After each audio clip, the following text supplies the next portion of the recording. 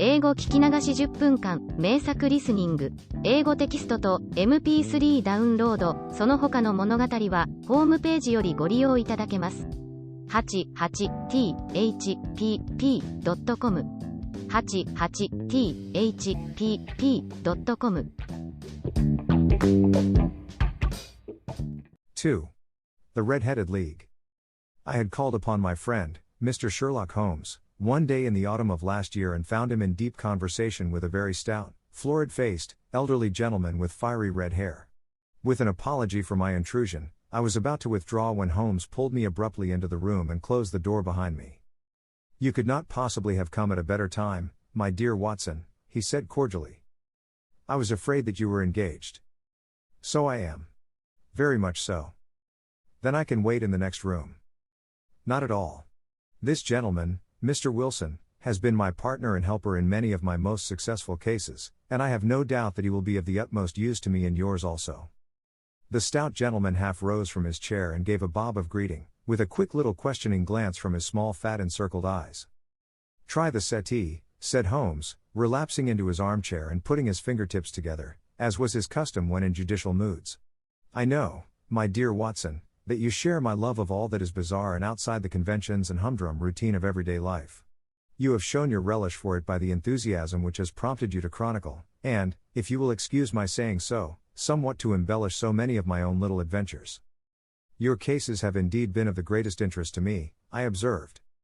"You will remember that I remarked the other day, just before we went into the very simple problem presented by Miss Mary Sutherland, that for strange effects and extraordinary combinations we must go to life itself, which is always far more daring than any effort of the imagination. A proposition which I took the liberty of doubting. You did, Doctor, but none the less you must come round to my view, for otherwise I shall keep on piling fact upon fact on you until your reason breaks down under them and acknowledges me to be right. Now, Mr. Jabez Wilson here has been good enough to call upon me this morning, and to begin a narrative which promises to be one of the most singular which I have listened to for some time. You have heard me remark that the strangest and most unique things are very often connected not with the larger but with the smaller crimes, and occasionally, indeed, where there is room for doubt whether any positive crime has been committed. As far as I have heard, it is impossible for me to say whether the present case is an instance of crime or not, but the course of events is certainly among the most singular that I have ever listened to. Perhaps, Mr. Wilson, you would have the great kindness to recommence your narrative. I ask you not merely because my friend Dr. Watson has not heard the opening part but also because the peculiar nature of the story makes me anxious to have every possible detail from your lips. As a rule, when I have heard some slight indication of the course of events, I am able to guide myself by the thousands of other similar cases which occur to my memory. In the present instance I am forced to admit that the facts are, to the best of my belief, unique." The portly client puffed out his chest with an appearance of some little pride and pulled a dirty and wrinkled newspaper from the inside pocket of his greatcoat. As he glanced down the advertisement column, with his head thrust forward and the paper flattened out upon his knee, I took a good look at the man and endeavored, after the fashion of my companion, to read the indications which might be presented by his dress or appearance. I did not gain very much, however, by my inspection. Our visitor bore every mark of being an average commonplace British tradesman, obese, pompous, and slow. He wore rather baggy grey shepherd's check trousers, a not over-clean black frock coat, unbuttoned in the front, and a drab waistcoat with a heavy brassy Albert chain, and a square pierced bit of metal dangling down as an ornament. A frayed top hat and a faded brown overcoat with a wrinkled velvet collar lay upon a chair beside him. Altogether, look as I would, there was nothing remarkable about the man save his blazing red head, and the expression of extreme chagrin and discontent upon his features. Sherlock Holmes' quick eye took in my occupation, and he shook his head with a smile as he noticed my questioning glances. Beyond the obvious facts that he has at some time done manual labor, that he takes snuff, that he is a Freemason, that he has been in China, and that he has done a considerable amount of writing lately, I can deduce nothing else. Mr. Jabez Wilson started up in his chair, with his forefinger upon the paper, but his eyes upon my companion. "How, in the name of good fortune, did you know all that, Mr. Holmes?" he asked. "How did you know, for example, that I did manual labor?" "It's as true as gospel, for I began as a ship's carpenter." "Your hands, my dear sir. Your right hand is quite a size larger than your left. You have worked with it, and the muscles are more developed." "Well, the snuff, then, and the Freemasonry?" "I won't insult your intelligence by telling you how I read that, especially as, rather against the strict rules of your order, you use an arc and compass breast pin. Ah, of course, I forgot that. But the writing? What else can be indicated by that right cuff so very shiny for 5 inches, and the left one with the smooth patch near the elbow where you rested upon the desk? Well, but China? The fish that you have tattooed immediately above your right wrist could only have been done in China. I have made a small study of tattoo marks and have even contributed to the literature of the subject. That trick of staining the fish's scales of a delicate pink is quite peculiar to China. When, in addition, I see a Chinese coin hanging from your watch chain, the matter becomes even more simple. Mr. Jabez Wilson laughed heavily. Well, I never, said he. I thought at first that you had done something clever, but I see that there was nothing in it after all. I begin to think, Watson, said Holmes, that I make a mistake in explaining. Omne ignotum pro magnifico, you know, and my poor little reputation, such as it is, will suffer shipwreck if I am so candid. Can you not find the advertisement, Mr. Wilson? Yes, I have got it now, he answered with his thick red finger planted halfway down the column. Here it is. This is what began it all. You just read it for yourself, sir. I took the paper from him and read as follows. To the Red-Headed League, on account of the bequest of the late Ezekiah Hopkins, of Lebanon, Pennsylvania, USA, there is now another vacancy open which entitles a member of the League to a salary of £4 a week for purely nominal services. All red-headed men who are sound in body and mind and above the age of 21 years, are eligible. Apply in person on Monday, at 11 o'clock, to Duncan Ross, at the offices of the League, 7 Pope's Court, Fleet Street. What on earth does this mean? I ejaculated after I had twice read over the extraordinary announcement. Holmes chuckled and wriggled in his chair, as was his habit when in high spirits. It is a little off the beaten track, isn't it? Said he.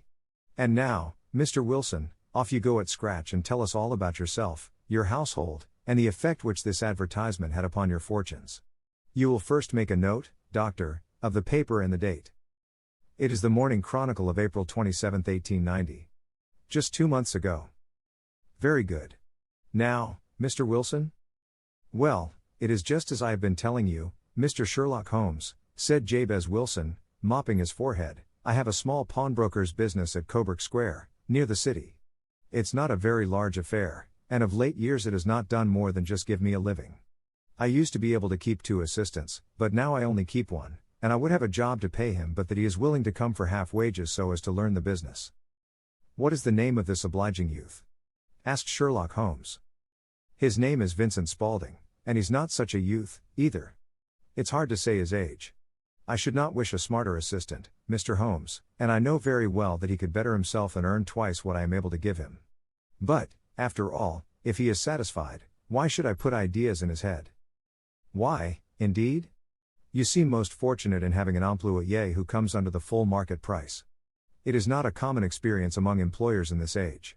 I don't know that your assistant is not as remarkable as your advertisement. Oh, he has his faults, too, said Mr. Wilson. Never was such a fellow for photography. Snapping away with a camera when he ought to be improving his mind, and then diving down into the cellar like a rabbit into its hole to develop his pictures.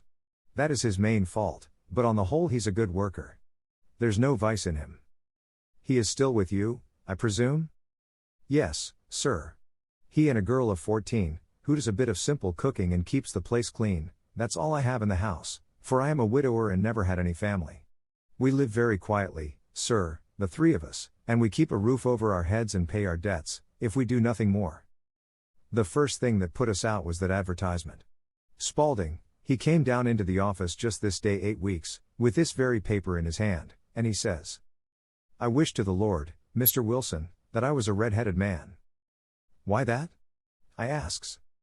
Why, says he, here's another vacancy on the League of the Red-Headed Men. It's worth quite a little fortune to any man who gets it, and I understand that there are more vacancies than there are men, so that the trustees are at their wits' end what to do with the money. If my hair would only change color, here's a nice little crib all ready for me to step into. Why, what is it, then? I asked. You see, Mr. Holmes, I am a very stay-at-home man, and as my business came to me instead of my having to go to it, I was often weeks on end without putting my foot over the doormat. In that way I didn't know much of what was going on outside, and I was always glad of a bit of news. Have you never heard of the League of the Red-Headed Men? He asked with his eyes open. Never. Why, I wonder at that, for you are eligible yourself for one of the vacancies. And what are they worth? I asked. Oh, merely a couple of hundred a year, but the work is slight, and it need not interfere very much with one's other occupations.